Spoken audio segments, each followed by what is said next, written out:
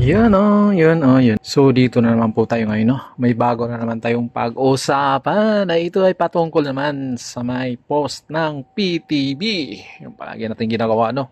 So, ang post na ito ay ito po yung sa may Quadcom. Oh my goodness, si Duwagcom. Mga congressman, mga mambabatas natin na di ko lang alam kung anong ori itong mambabatas dito ngayon sa 19th Congress ito. So, ito po yung kanilang balita at ito ay 2 hour ago, no? So, ito, basahin natin. Kapapasok na balita, formal nang inirekomenda ng House Quad Committee ang paghahain ng crimes against humanity. Ha? Oh my goodness! Ito sa Quadcom, ha? Nirekomenda nila na crimes against humanity. Tuloy natin. Charges laban kay ex-President Rodrigo Duterte at iba pang personalidad.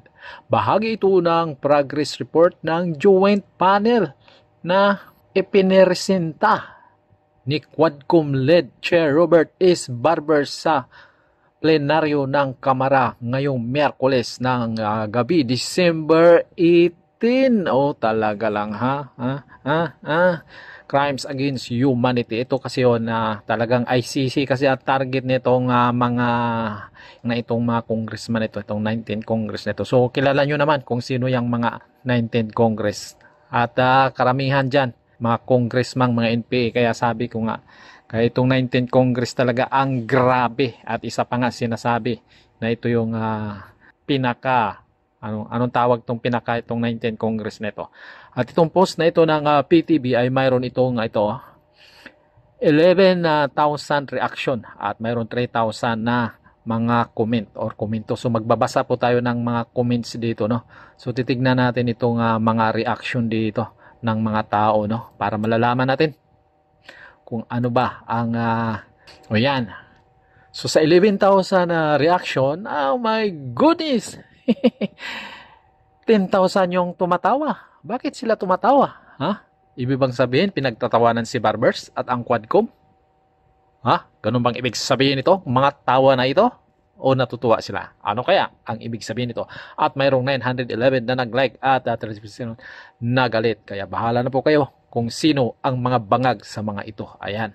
At ngayon, tingnan natin tong mga dito, no? Itong mga nagko-comment dito.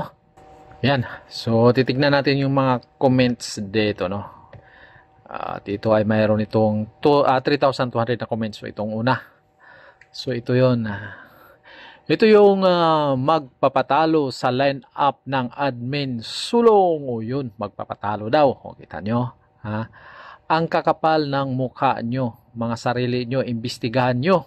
Yun, imbestigahan nyo rin. So, galit, no? At ito pa. Maraming salamat, PBBM, dahil sa pagmamalakad mo, naging malinis ang kulungan. Toing! Totoo, dami pinakawalan nila mga putragis ng mga administrasyon na ito, no? Kulang ng Pilipinas. Wala ng mga drug lords, killers at lahat ng convicted prisons kahit politiko nasangkot sa korupsyon na pahirapang magpakulong noon ay pinakawalan mo lang ngayon. Keep it up, bangag at sayad. So yun. So wala pa tayong nakikitang mga dito, mga comments na pumapalakpak o pabor dito sa post na ito, no. Subukan nyo lang. O, di ba? Kita mo, nagbabanta pa. At ito pa. Gawin ka daw witness ni Tatay Digong, Mr. Bungangirong Barbero. Isa ka sa sumusuporta sa kanya before. Proud na proud ka pa nga. O, di ba? O nga, naano ko nga to yung dati, sabi pa nga niya, kung pwede lang pagbigyan pang isang maging presidente si Pangulong Duterte, parang ganun yung pagkasabi niya. Ngayon, bakit kaya? Iyak na naman yan doon sa NBI. Alam mo, Barbers, huwag ka kasing iyakin. Ha? Pag iyakin ka, huwag ka nang tumakbo ng posisyon sa gobyerno. At ito, no, napakadami po dito. So, basahin nyo na lang isa-isa dito, no. Ayan, oh. Yan, dami nila dito, oh. Goodbye sa mga last term. Good luck 2028. Wala nang magagawa kahit mali. dahil paid na. O yun. So wala po akong nababasa dito na pumapabor dito sa ginagawa ng Quadcom at yun, no.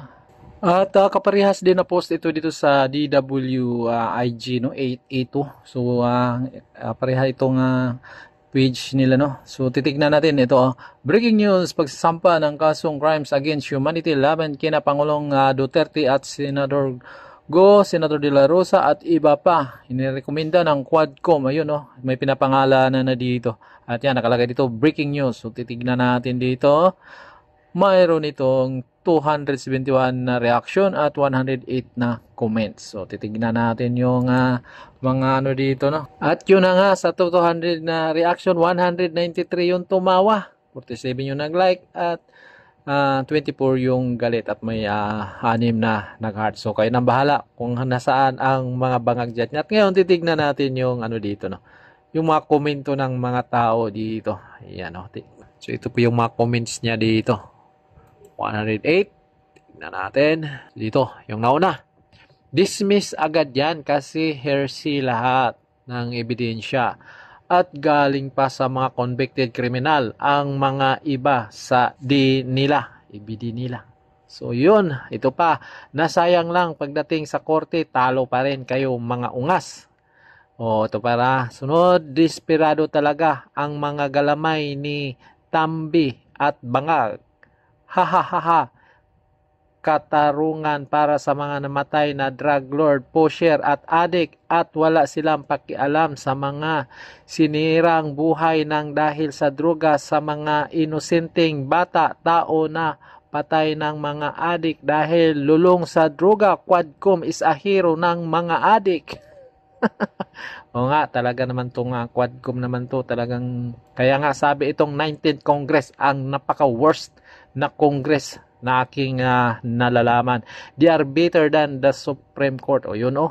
So, Rodrigo Duterte, the best president. So, kahit dito sa page ng DWIG ay talagang wala kang makikitang comments na pumapabor sa itong ginagawa ng Quadcom. At mukhang may iiyak na naman dito ngayon. Mukhang makikita natin dito, mukhang may iiyak na naman ito. Dahil talagang medyo tagilid yung mga comments dito para sa kanila.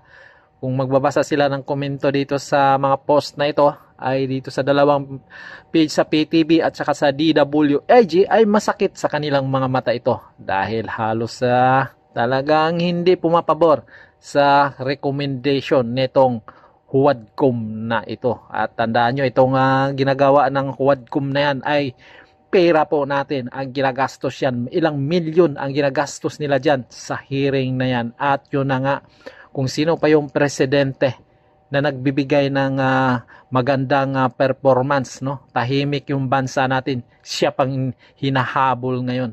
At talaga namang kakaiba itong administrasyong Marcos. Kakaiba talaga, walang katulad itong administrasyong ito. Sa mga drug syndicate. Ano? Yung babala nyo po sa mga drug syndicate na hindi tumitigil sa kanilang ano. Hindi ako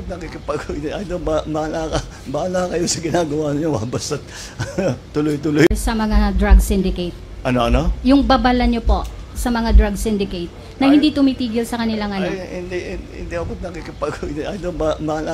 bahala kayo sa ginagawa niyo, basta tuloy-tuloy lang kami. Just warning for the remaining 3 years na yung malalaki at talagang tatamaan yun. And if you ask me kung mamatay yan, mamamatay talaga yan. Nasabi ko na, wag dito sa amin. Pag big time ka, hindi kita papatawarin. Sa harapan ng human rights, I will slit your throat. Wala akong pakialam. Sabihin ko sa inyo, wag mong gawain yan sa bayan ko.